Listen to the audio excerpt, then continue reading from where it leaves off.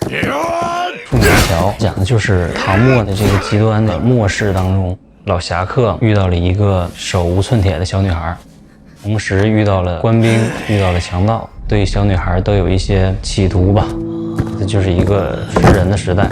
侠客他是坚守自己的侠义精神，还是说保命放弃去救她，就是这么一个抉择的事儿。凤羽廊桥其实是尝试了一次用定格做武侠。我们中国动画经历过一次断档，数字化时代的一个来临，务必会影响传统的这个定格动画。在观众的记忆里边吧，它可能就是已经消失了。包括现在很多人都不知道定格动画是什么。哎，这是不是不带戏啊？对于制作者来说，它是看得见摸得着的，它不像2维动画或者3维动画完全虚拟。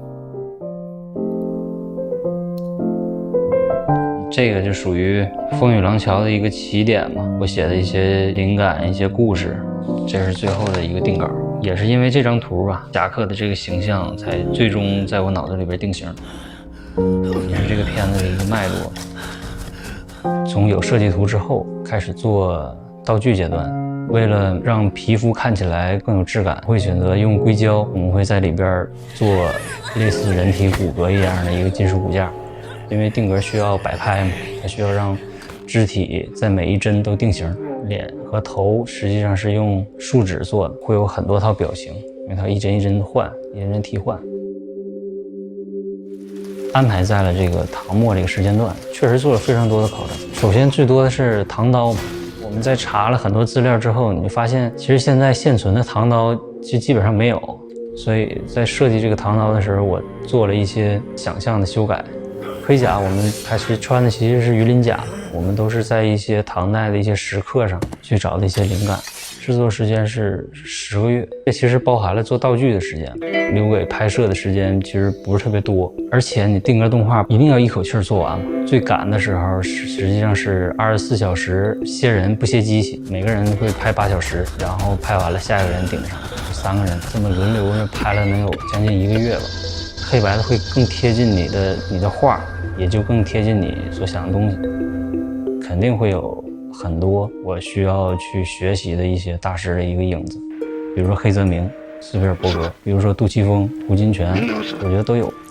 原剧本里边那个老侠客死的时候，其实是他想说话的。恰好当天拍那场戏的时候，我一直养的狗死了，死得很痛苦，你只能看着他就是嘚瑟、抽搐、死去。我看到的这个感觉，其实我就赋予在这个侠客身上，我让他有了一些临终的一些肌肉的一些抖动。我是12年毕业，就直接进入到定格动画这个行业，但是确实是定格动画公司在中国的总数其实是不多的，甚至可能一个手都能数得过来。从风雨廊桥开始，我们才觉得我们和动画这个中国的这个大环境是有一些接触。之前我们觉得好像自己是一个圈外人，做风雨廊桥的时候，包括我的其他的小伙伴也好，其实都是活到目前为止的一个人生的一个至暗时刻。大家其实都是抱着一个想给自己一个交代。其实风雨廊桥它就是一个到30这个年龄段的时候的一个生活的一个写照。